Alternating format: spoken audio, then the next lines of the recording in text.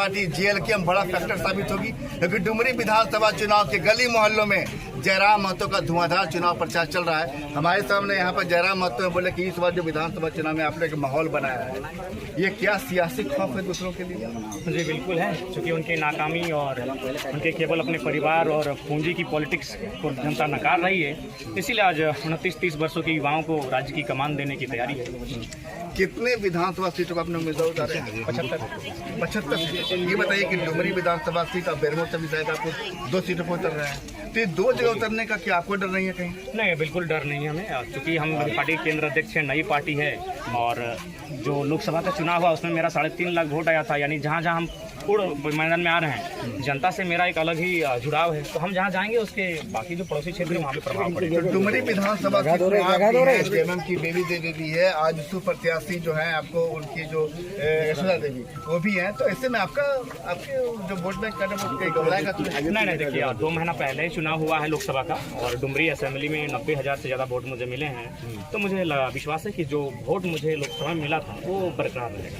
तो आपकी पार्टी से जो कह सकते हैं कि आपका तो मेन आधार पूर्वी वोट बैंक है, जिसको एक आधार बना के चलिए, कहीं और भी फोकस है? देखिए बेस वोटर है, ऐसा नहीं है। कांग्रेस का अल्पसंख्यक बेस है, JMM का ST बेस वोट है, नो डाउट मेरा बहुत बेस वोट है, लेकिन इसका मतलब ये नहीं कि बाकी समुदाय में वोट नहीं करते। हमें 3.5 लाख वोट केवल एक समुदाय का नहीं है, उसमें लाखों वोट अन्य समुदाय ने किया है। सभी वर्गों ने, आप मेरे बूथ को चेक कर लीजिए, सभी वर्गों ने मुझे अच्छा वोट किया है। ये बताइए कि जयराम महतो को ईमानदारी से कितने सीटों पर जीत का भरोसा है? देखिए सबसे पहली बात, राजनीति में अगर आप कहेंगे कि चुनाव से पहले कोई ईमानदारी से बात करें, ये शायद राजनीतिक बात नहीं होगी।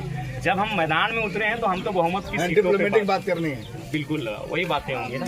अच्छा, कितने सीटों पर जीत का भरोसा? हमें लग रहा है कि हम लोग बहुमत की सीटों पे हैं, और चूंकि हम लोग अच्छा वोट लाए हैं, 12 सीटों पे हम लोग 50,000 के आसपास वोट लाए हैं, तो विधानसभा में उसका मार्जिन बढ़ेगा, वो 60-70 में जाएगा, विनिंग होगा। बहुत जगह हम लोग चुनाव लड़े नहीं। चलिए एक सवाल हमको ये बताइए जयराम जी, अगर मान लीजिए आप दावा कर रहे हैं कि बहुमत के सीट के करीब आप होंगे, अगर मान लीजिए कुछ ऐसी स्थिति आती है, सीट का हिसाब किताब, राम की बात जो पार्टी करती है, जयराम का उस पार्टी से समीकरण होगा बीजेपी लोग?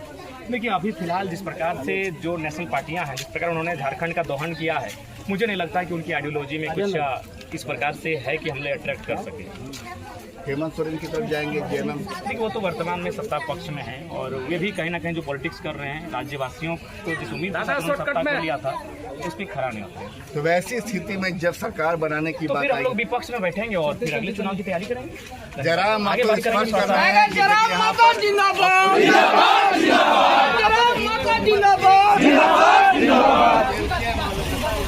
सीधा इधर। अच्छा यहाँ कम से कम मेल हो सकल है ना, 2 आदमी